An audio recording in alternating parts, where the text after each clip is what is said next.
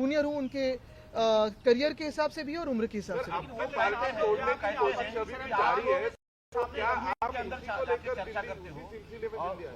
अजित पवारांना भेटले, त्यांचं अभिनंदन केलं, तेव्हा आम्ही काय कुठलाही हस्तक्षेप केला नाही, आक्षेप घेतला नाही, असं त्यांचं म्हणणं आहे. हम अगर आप देखें तो सारी जो बातें हैं वो पब्लिकली करते हैं, कभी भी उनका हमने उनका अभिनंदन नहीं किया।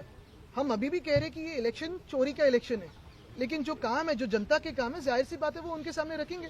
लेकिन हमारे कोई भी व्यक्ति गद्दार एकनाथ शिंदे के पास नहीं जाएगी। केंद्रीय निवडणूक आयोगामध्ये जे आयुक्तांची नियुक्ती होती त्याच्यामध्ये कायद्यात बदल करण्यात आला. आता तर म्हणतात की मतदानाच्या ठिकाणी जे सीसीटीव्ही फुटेज आहे इलेक्ट्रॉनिक तेही उमेदवाराला दिलं जाणार नाही. एवढे मोठे बदल होत असताना विरोधी पक्षांची भूमिका सॉफ्ट का पाहायला मिळते? सॉफ्ट म्हणजे अजून काय करायचं?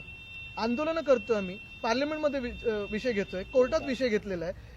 तुम्ही एक विचार करा, चीफ इलेक्शन कमिशनचा जो निर्णय सुप्रीम कोर्टाने दिलेला, सीजीआयने दिलेला, तो भाजपाने बदलून घेतला. आता तुम्ही ऐकतोय की आता भाजपचे अध्यक्ष, प्रधानमंत्री आणि जे त्यांचे सेक्रेटरी असतील हे तिघं ठरवणार की निवडणूक आयोग कोण आहे, म्हणजे विरोधी पक्ष पण घेणार नाही. तुम्हाला सांगतो, एक आपण मीडिया म्हणून विषय घेत आहात, आम्ही इकडे विषय घेत आहात. तर तुम्हाला 2 उदाहरणं देतो. महाराष्ट्रात पहिलं उदाहरण आहे बीडचं, दुसरं उदाहरण आहे परभणीचं. आंदोलनं रस्त्यावर होतात, आक्रोश मोर्चे निघतात, लॉंग मार्च निघतात. मीडियामधून पण सगळे पुरावे निश्चित, सगळं काही पुरावे घेऊन आपण दाखवत आहे की कोण कोण याच्यात दोषी आहे. मुख्यमंत्री ऐकतायत का?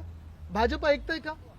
मग सॉफ्ट आणि हार्ड मध्ये स्टॅन्स हा तुम्ही पण असेल, आम्ही पण असेल, कोणी सिव्हिल सोसायटी म्हणून पण असेल, कितीही काही आपण घेतला तरी. रत्नागिरी 24 न्यूज चॅनलला आताच सबस्क्राईब करा आणि शेअर करायला विसरू नका.